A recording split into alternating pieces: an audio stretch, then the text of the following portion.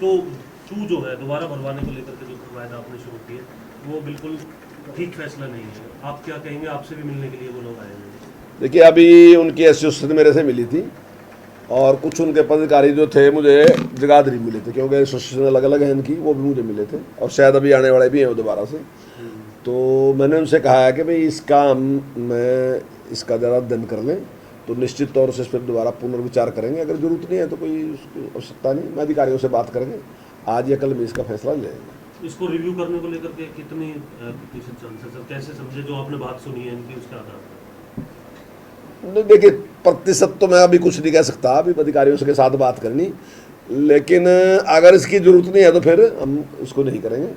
अब देखते हैं इसकी कितनी ज़रूरत है, क्या आवश्यकता है इसकी, तो उस पर तो लेके अभी अधिकारियों से बात करेंगे, उसके बाद फैसला करेंगे। लेकिन हम पॉजिटिव हैं इसके मामले में। रूल लाने से पहले कोई चर्चा या देखिए, अधिकारियों ने जिस प्रकार से निर्णय लिया, वो अधिकारियों ने निर्णय लिया। अधिकारी एक सब निर्णय लेते हैं, कोई ऐसी बात नहीं कि सारा का सारा निर्णय हम ही लेते हैं। अधिकारी निर्णय लेते हैं और निश्चित तौर से कोई जरूरत होगी, अगर ज़्यादा बड़ी जरूरत नहीं है तो निश्चित तौर से इस पर विचार करें। सर, कई स्कूल मर्ज करने की बात सामने आ रही है। देखिए, स्कूल मर्ज करने वाला जो है ना, ये गलतफहमी पैदा करने का ज़्यादा वो है। स्कूल मर्ज में जो संख्या बता रहे हैं कि इतने स्कूल कम रहे, हमने पहले ही कहा था कि इतने स्कूलों की संख्या के हिसाब से कम हो गई, स्कूल बंद नहीं रहे हैं। एक ही जगह पे मान लीजिए 5वीं का स्कूल भी, 8वीं का भी है, 10वीं का, 12वीं का सारा स्कूल है वहाँ, तो उसके हेड अलग अलग थे। अब तक हमने केवल इतना परिवर्तन किया कि हेड एक कर दिया। अगर 12वीं का स्कूल है तो 12वीं का जो प्रिंसिपल है वो ही सारे के सारे का हेड होगा, तो निश्चित तौर से 3 की संख्या कम होगी। अगर 10वीं का है तो उसका जो हेडमास्टर है वही सारों का हेड होगा, 2 की संख्या कम होगी। अगर 8वीं का है तो उसका जो हेड है वो 5वीं का भी वही होगा, तो संख्या 1 कम होगी।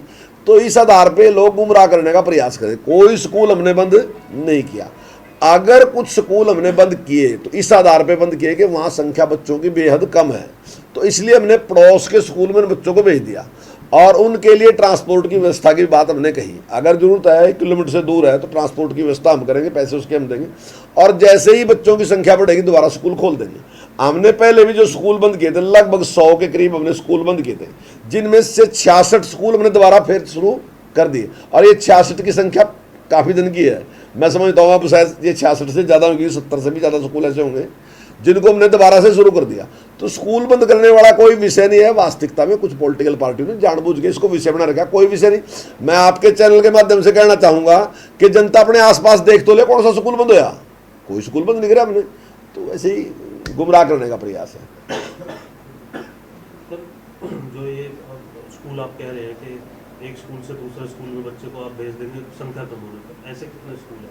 नहीं, उसका मेरे एग्जैक्ट अभी मेरे पास फिगर नहीं है। मैं अगर आप कल पूछोगे तो कल बता दूंगा उसको। सर, वो पेड़ों को पेंशन देने की बात भी कही जा रही है, कितनी पेंशन मिलेगी और किस आधार पर ये पेंशन दी जाएगी? देखिए, इसमें जो 70 साल से पुराने पेड़ हैं, हमने उनकी पेंशन का प्रावधान किया है, और वो हमने विचार करके किया कि जो पुराने पेड़ हैं वो धीरे धीरे, क्योंकि कम उपयोगी होते हैं, उससे किसान को कम लाभ होता है, इसकी वजह से भी, और दूसरे अन्य भी कुछ कारण ऐसे हैं कि लोग उनको काट देते हैं।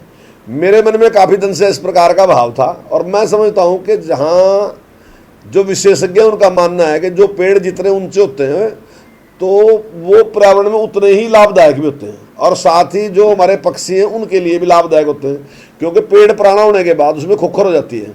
कुछ पक्षी ऐसे हैं जो खुखर में अंडे देते हैं, आप देखते भी होंगे, तो उसमें ही अंडे वो देते हैं, तो उसकी भी उसके हिसाब से जरूरत थी। तो किसान को या किसी भी व्यक्ति को वो थोड़ा सा लाभदायक हो, उसको थोड़ा इंसेंटिव मिल जाए, तो मैं समझता हूँ फिर उस प्रकार का वो नहीं करेगा। तो हमने जितनी पेंशन हम किसी बुजुर्ग को देते हैं 1 महीने की, उतनी पेंशन हम उसकी 1 साल में देंगे, तो ताकि उसके लिए वो लाभदायक भी हो जाए और पर्यावरण की रक्षा भी हो जाए। उसकी तो 2750 है, उसको भी 2750 ही दे देंगे। अभी 2500 है, लेकिन आने वाले टाइम में उसकी करके 2750 नहीं, हर मानी 1 साल में।